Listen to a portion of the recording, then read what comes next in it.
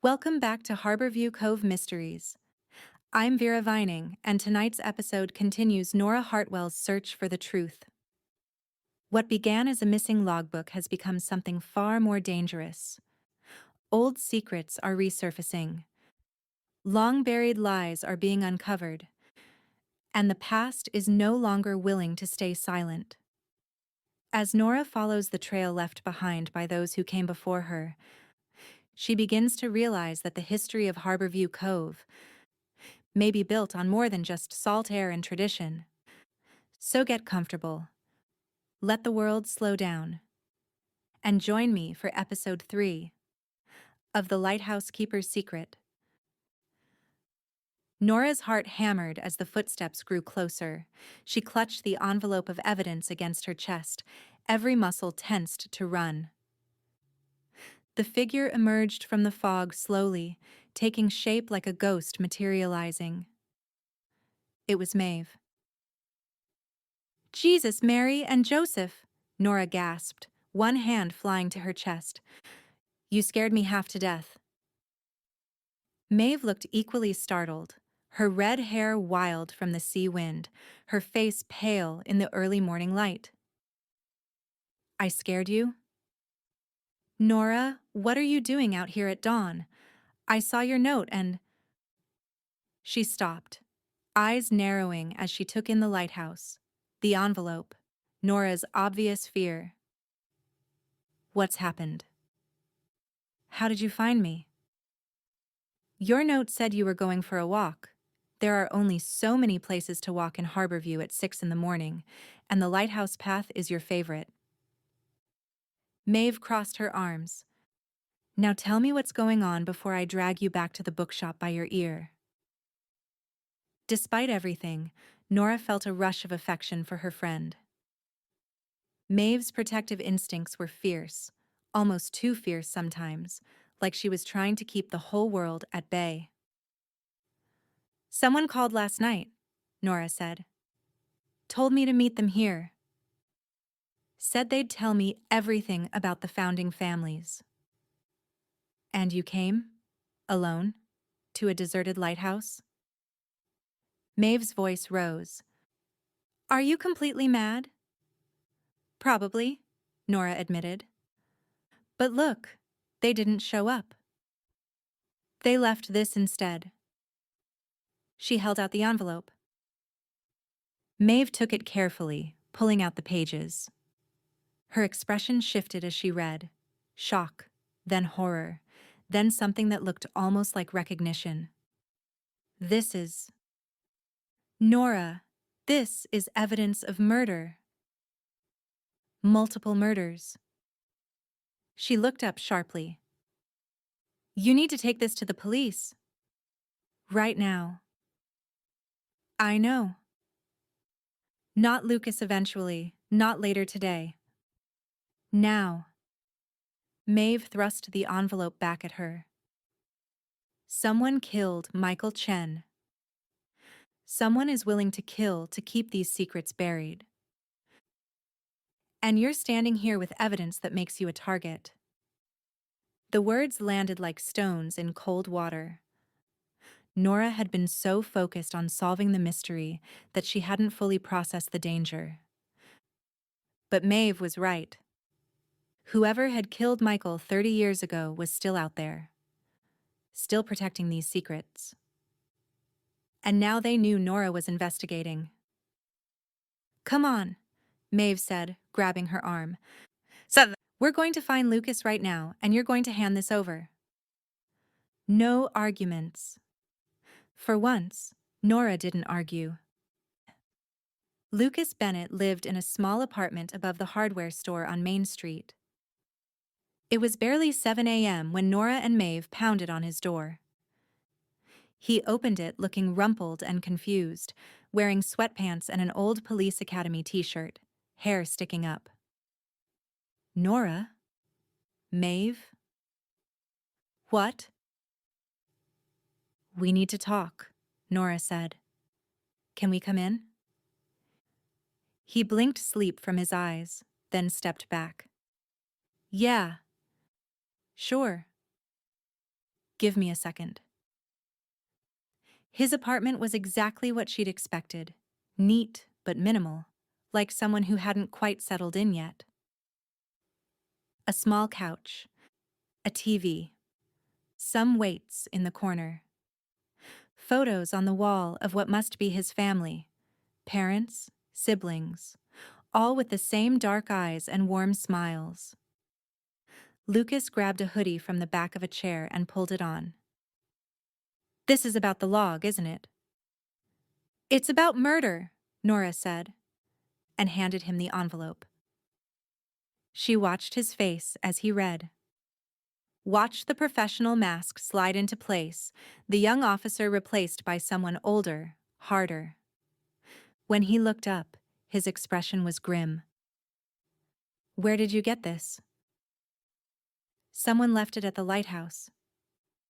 They called me last night, told me to meet them there at 6 a.m. When I arrived, this was hidden at the base.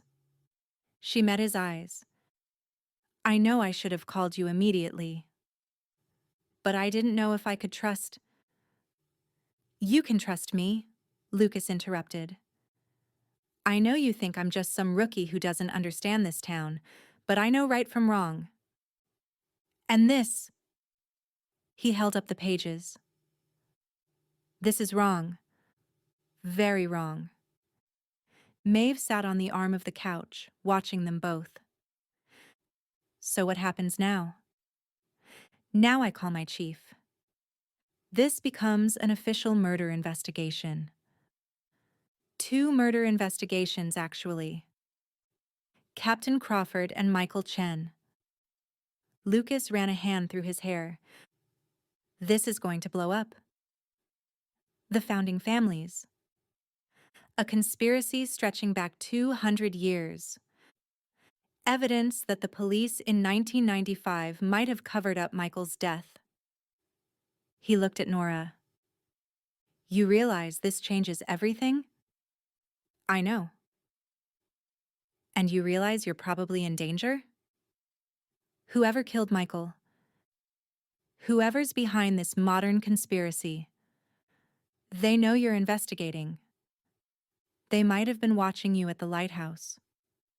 Or they're the ones who left the evidence, Nora pointed out. Think about it, Lucas. Why would someone who wants to keep secrets buried hand me proof of murder? This came from someone who wants the truth to come out. Someone on the inside who's had enough. Lucas considered that. You might be right. But we can't assume that makes you safe. He looked at Maeve. Can you keep an eye on her? As if I haven't been trying, Maeve muttered. I don't need a babysitter, Nora protested. You need someone watching your back, Lucas said firmly. At least until we figure out who we're dealing with. He started gathering the pages back into the envelope. I need to take this to the station, file an official report. But Nora. He paused. Thank you. For trusting me with this. I know you didn't have to. Just find out who killed Michael Chen, Nora said quietly. His brother deserves to know the truth. After Lucas left, promising to call her later with updates, Nora and Maeve walked back to the seaside page through streets that were just beginning to wake up. The sun was rising properly now, burning off the fog, turning everything golden. You're not going to stop investigating, are you? Maeve asked. Would you? No, Maeve admitted. But I'm more reckless than you are. Nora glanced at her friend. There was something in Maeve's tone, a weariness, a familiarity with danger that suggested experience. Not for the first time, Nora wondered what had really brought Maeve to Harborview 3 years ago. What she was running from. What secrets she carried that made her so protective of others' secrets being exposed. But she didn't ask. Everyone was entitled to their privacy. even in a town where privacy was becoming increasingly impossible.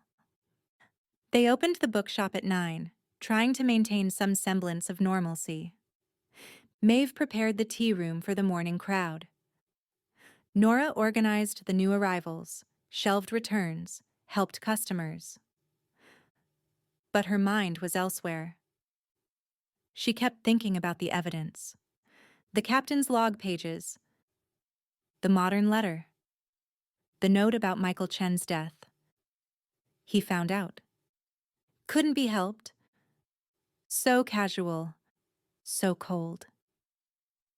Around 11, Marcus arrived with a delivery, fresh pastries from the cafe. He did this sometimes, brought over the morning's extras to sell in the tea room. But today his hands shook slightly as he set down the box. "Marcus," Nora said gently, "are you okay?" He looked at her, and she saw grief written plainly on his face. "I heard. Officer Bennett came by the cafe this morning. Asked questions about Michael. About 1995.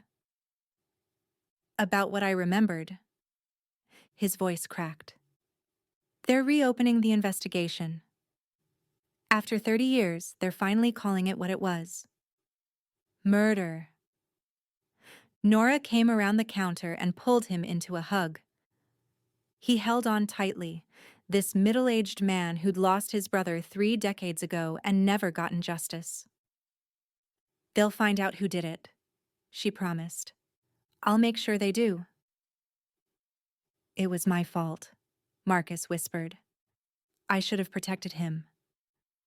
Should have made him tell me what he found out. Should have, no." Nora pulled back, meeting his eyes. "You were 18 years old. You did everything you could.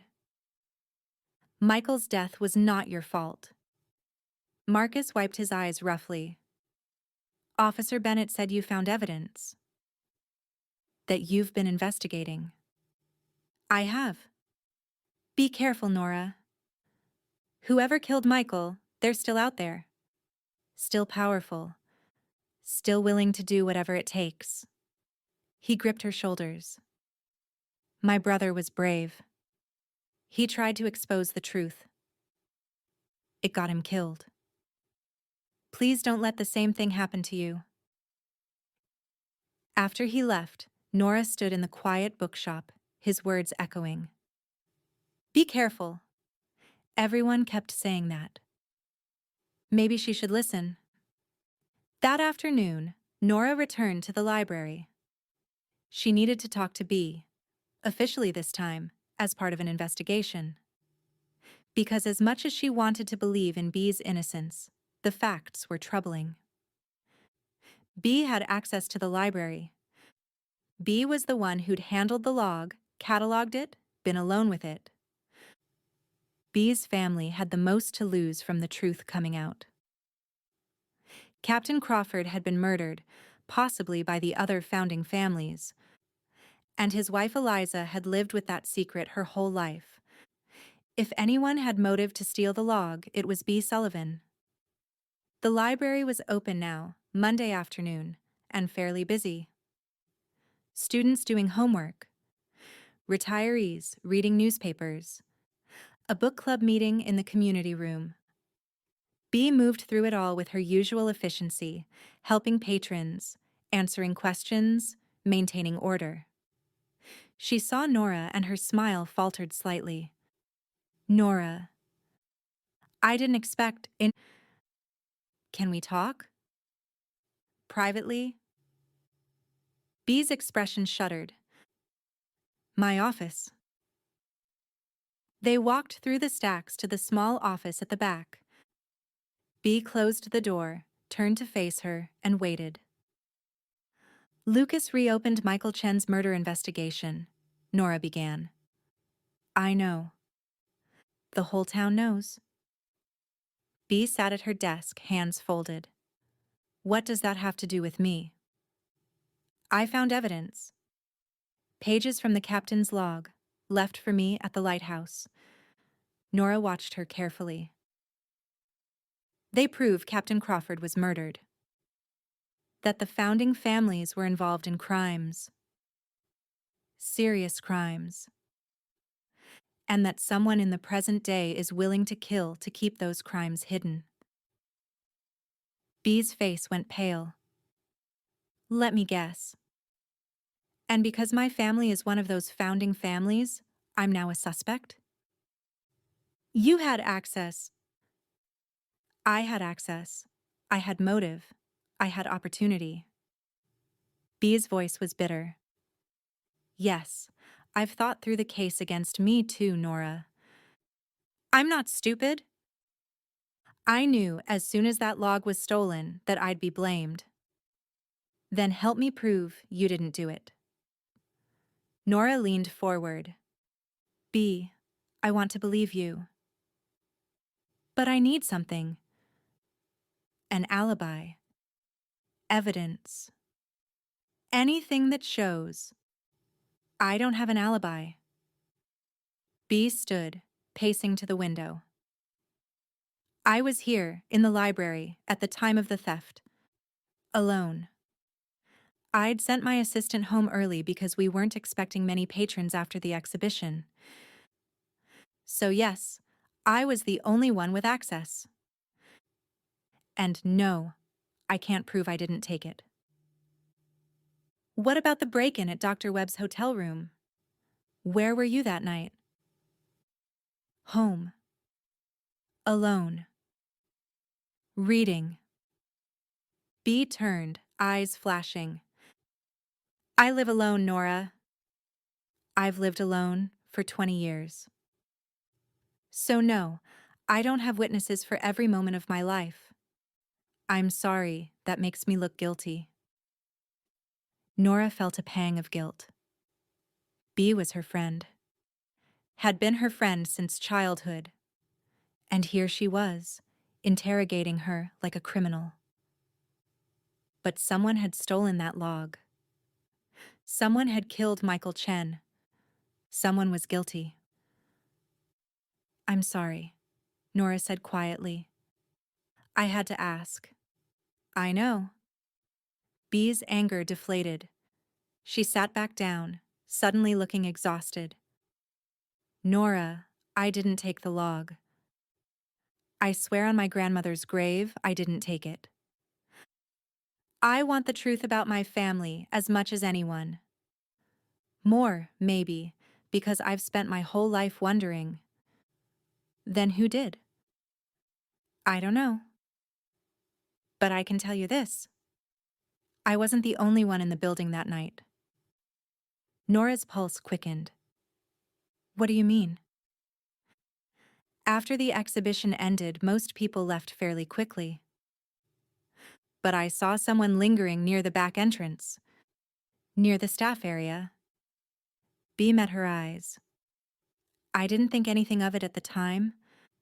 People get turned around, mistake exits, that kind of thing. But now, who was it? I'm not sure. I only saw them from behind. Heading toward the staff corridor. Medium height. Dark jacket. Bee frowned, trying to remember. I think it was a woman, from the build. But I can't be certain. Did you tell Lucas this? Not yet. He hasn't officially questioned me. I think he's still building the case. But Nora... Bee hesitated. There's something else. Something I should have mentioned before. What? The alarm system. It was disabled that night. The company had called earlier in the week saying they needed to do maintenance. So we scheduled it for after hours on Friday. The system was down from 6 p.m. to midnight. She looked miserable. Anyone could have gotten in through the back door during that window. No alarms. No cameras. Nothing. Who knew about the maintenance? The library board. My assistant? The security company, obviously. Bee spread her hands. And anyone they might have told. It wasn't a secret. We posted a notice on our website about the alarm being down in case of emergencies. So it wasn't an inside job after all. Or rather, it was an inside job that someone from the outside could have pulled off with enough planning. Which opened up the suspect list considerably. But also raised a troubling question. Bea, Nora said slowly, when was that maintenance scheduled? Before or after Dr. Webb contacted you about bringing the log? Bee's eyes widened as she understood the implication. After. The company called 2 days after Dr. Webb arranged to bring the log for display. She stood up sharply. You think someone arranged for the alarm to be down? I think it's convenient timing. But the security company called us. It was legitimate. They came. They did the work. They restored the system the next day. Did you verify it was really them? Check credentials. Call their main office to confirm? Bee's silence was answer enough. Someone had impersonated the security company, had arranged for the perfect window of opportunity, had planned this theft carefully, methodically, with inside knowledge of the library's systems. This wasn't a crime of passion or desperation. This was calculated, professional. Which meant Nora was dealing with someone much more dangerous than she'd realized. Lucas called that afternoon and asked her to come to the station. When she arrived, he looked like he'd aged 5 years in the past 6 hours. We've got a problem, he said, leading her to a small conference room where evidence photos and case files were spread across the table. Several problems, actually. Tell me. First, we contacted the security company. The maintenance call to the library was fake. Someone impersonated one of their technicians. Knew enough about their procedures to sound legitimate. Arranged the whole thing. So they had inside knowledge of security systems. Or access to someone who did. Lucas pulled out a file. Second, I started looking into Michael Chen's disappearance. The case file is thin. Suspiciously thin. A 22-year-old dies under questionable circumstances. And there are only 4 pages of documentation. No witness interviews. No investigation of his claims about finding something out. Just a brief report ruling it an accidental drowning. Cover-up? Probably. The officer who filed the report was Samuel Prescott. Nora's blood went cold. Prescott. One of the founding families. His son still lives in town. Thomas Prescott. Age 68. Retired from the police force 5 years ago. Lucas met her eyes. He was Samuel's partner. He was there when Michael Chen's body was found. And according to the records, he was the one who convinced his father to rule it an accident. Do you think he's involved? I think he knows something. And I think it's time we asked him directly. Lucas gathered up some files. I'm going to his house this evening. Official questioning. You want to come? Can I? You're a witness, and you found the evidence. As long as you let me do the talking, yes. He paused. But Nora, this could get ugly. If Thomas Prescott is involved in a 30-year-old murder, if he helped cover it up, confronting him might be dangerous. I'll risk it. I figured you'd say that. Thomas Prescott lived in a large Victorian on Elm Street, one of the original homes built by the founding families. Lovingly maintained. Worth a fortune. The kind of house that spoke of old money and older secrets. Lucas rang the doorbell at 6 p.m. After a long moment, the door opened. Thomas Prescott was a large man, still imposing despite his age, with iron gray hair and cold blue eyes. He wore expensive casual clothes, a cashmere sweater, pressed slacks, and regarded them with barely concealed irritation. "Officer Bennett," he said. No warmth in the greeting. "Mr. Prescott, thank you for agreeing to speak with us." "I didn't agree. You said you had questions about an old case." "Make it quick." His eyes flicked to Nora. "And who's this?" "Nora Hartwell. She's assisting with the investigation." "Hartwell."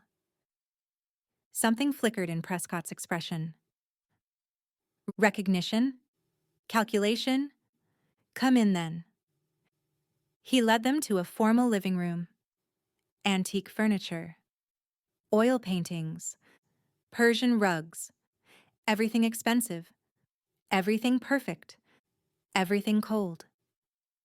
They sat. Prescott didn't offer refreshments.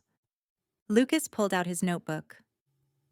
"I'm reopening the investigation into Michael Chen's death in 1995. You were your father's partner at the time. I'd like to ask you some questions. That case was closed 30 years ago."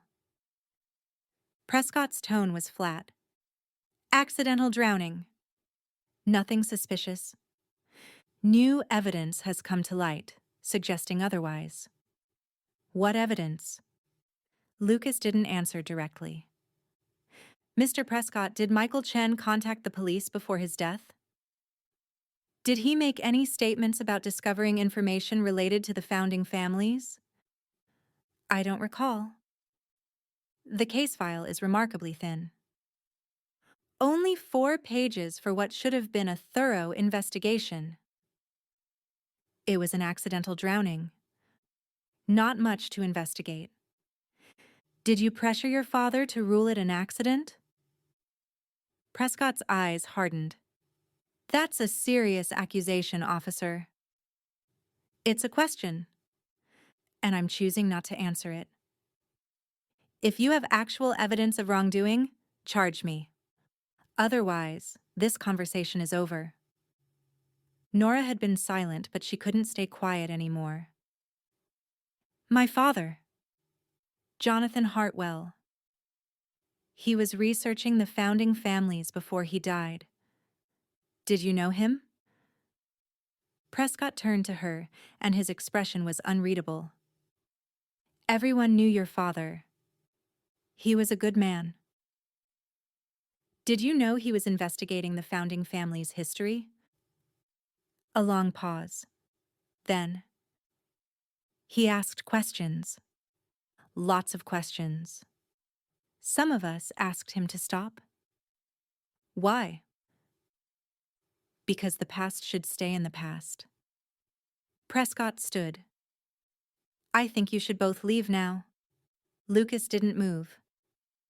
"One more question, Mr. Prescott. Where were you on the night of Dr. Webb's exhibition?" "At home. With my wife. Watching television." His tone was icy.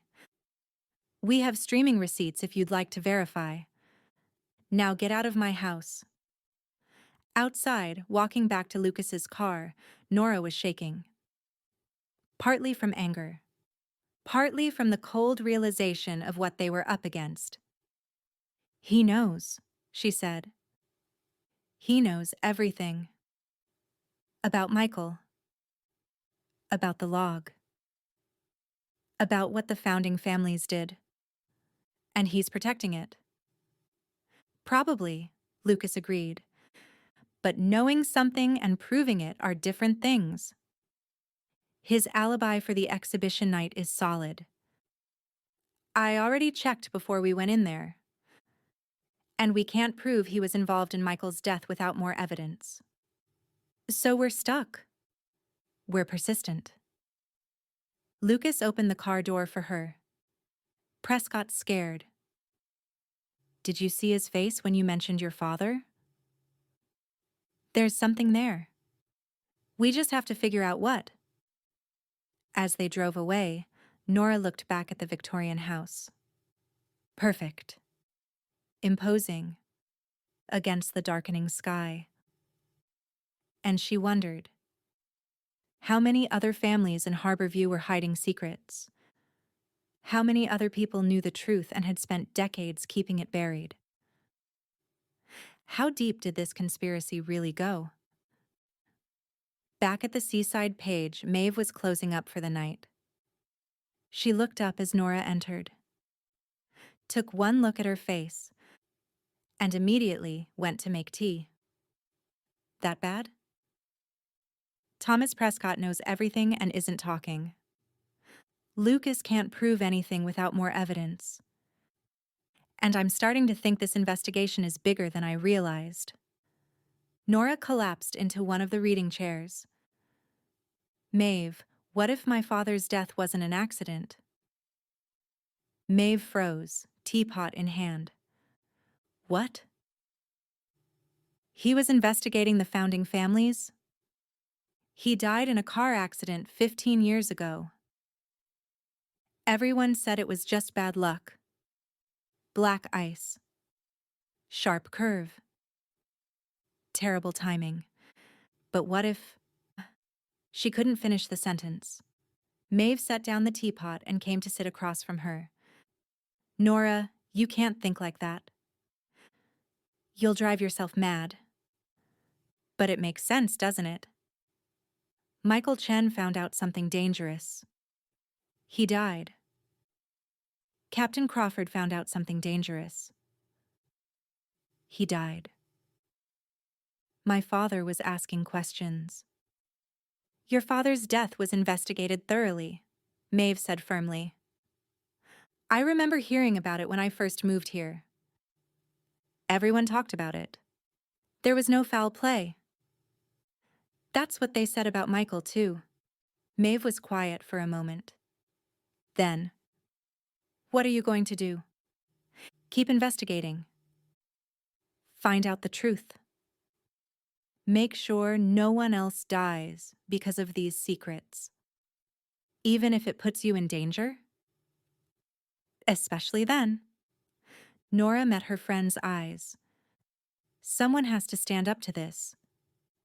Someone has to say enough is enough. If not me, then who? Maeve looked like she wanted to argue. But instead, she just sighed. You're impossibly stubborn, you know that? I've been told. And brave. Foolishly. Stupidly brave.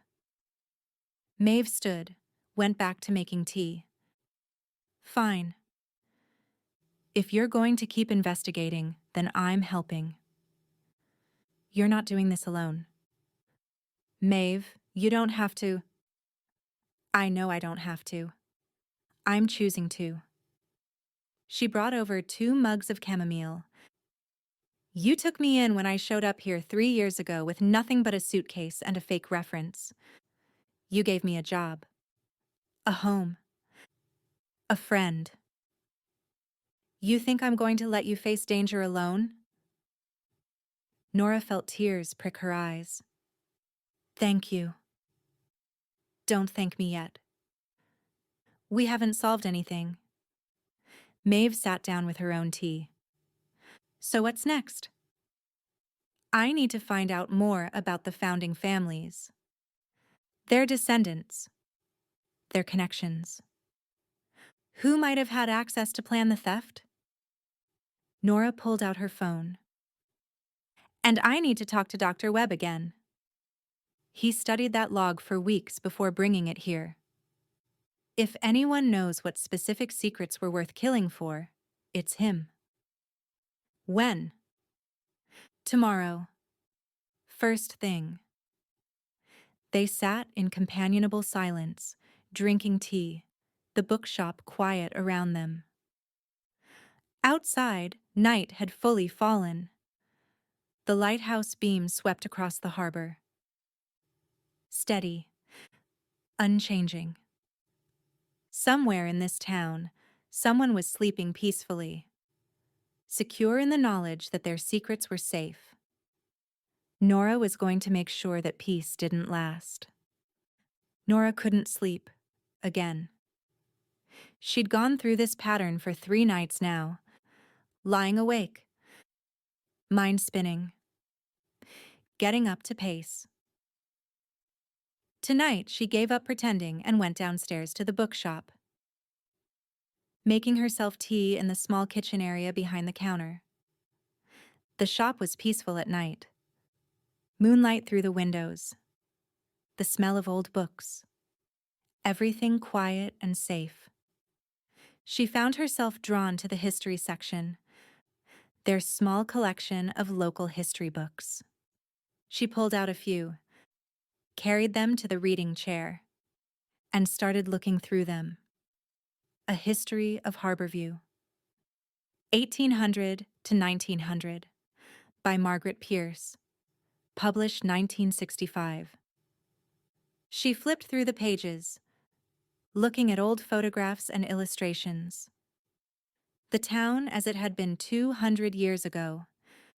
Smaller, rougher, but recognizable. The harbor, the first buildings, the founding families.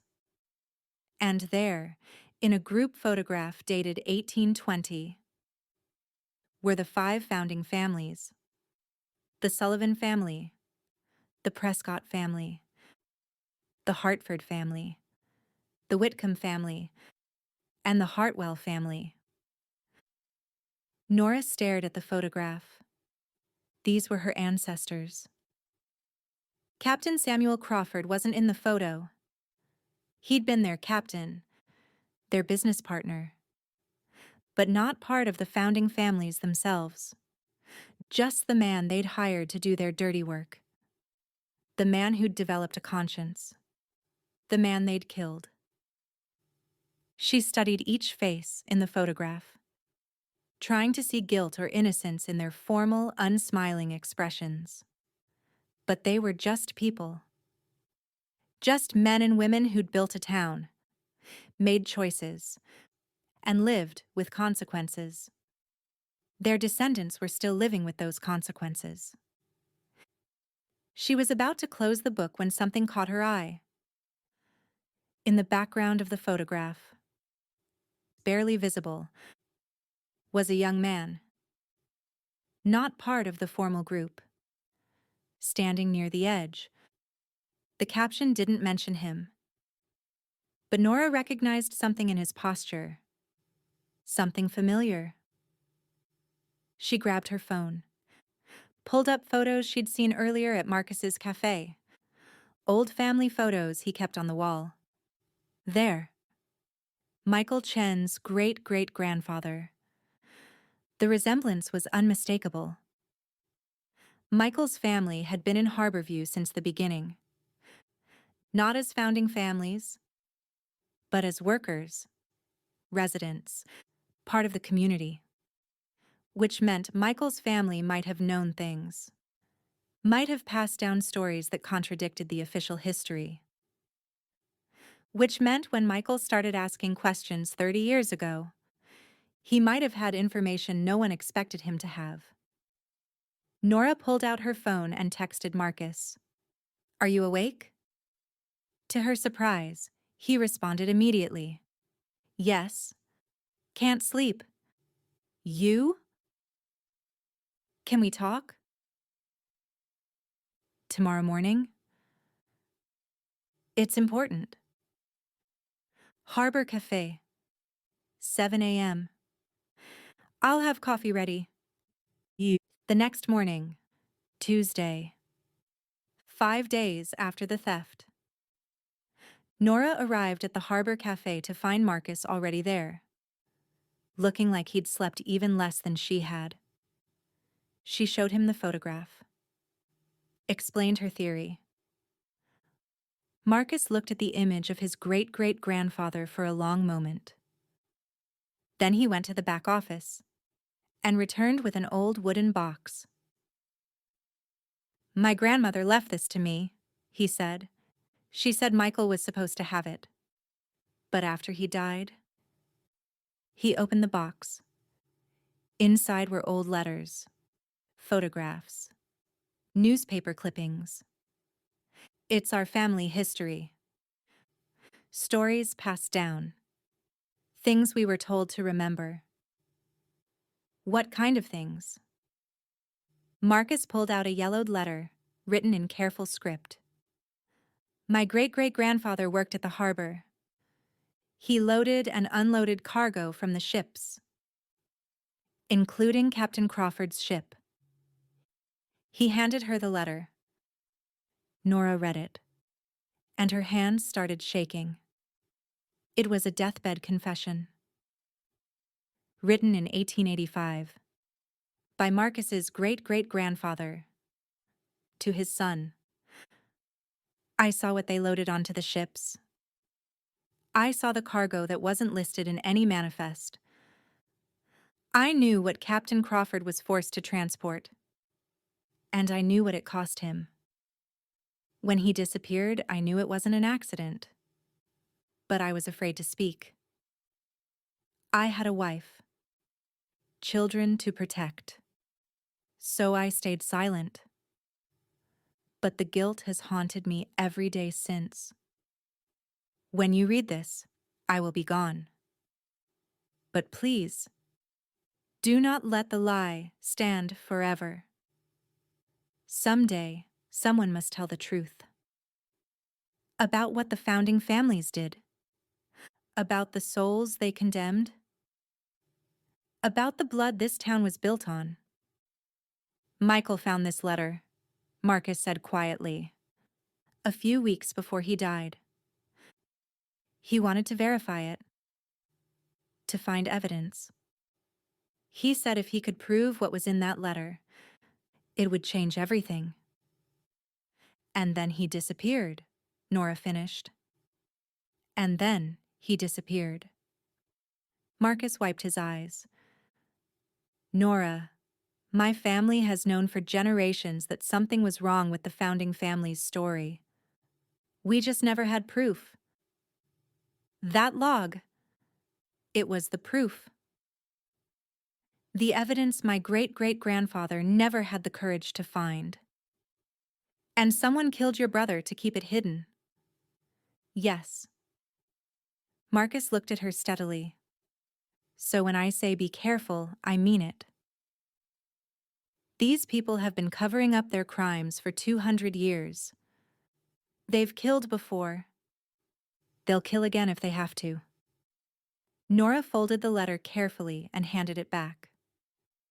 "Marcus, I need to ask. Who else knew about this letter? Who else might have known what Michael was investigating?" "Just family. My mother. My aunt. They're both still alive. Both still in town." He paused. "But Nora, Michael was dating someone back then." "Serious?" "They were talking about getting engaged. She knew he was investigating something. I don't know how much he told her, but..." "Who was she?" "Her name was Patricia Hartford. She's Patricia Whitmore now. She and her husband James run the Harborview Inn. Hartford. Another founding family." The pieces were clicking together, forming a picture Nora didn't like at all. "I need to talk to her," Nora said. "Be careful. If she's involved, if she knew what her family did, I'll be careful." Nora stood. "Thank you, Marcus, for trusting me with this." "Find out who killed my brother," Marcus said. "That's all the thanks I need." End of episode 3. Thank you for spending this time in Harborview Cove. The truth is drawing closer now, and the danger surrounding it is growing. In the next episode, Nora follows a new lead that may finally connect the past to the present and uncover just how far this conspiracy truly reaches. If you're enjoying this story, please like this video and subscribe so you don't miss the next chapter in the mystery. Until next time, sleep well, and remember, in Harborview Cove, every secret leaves a trace.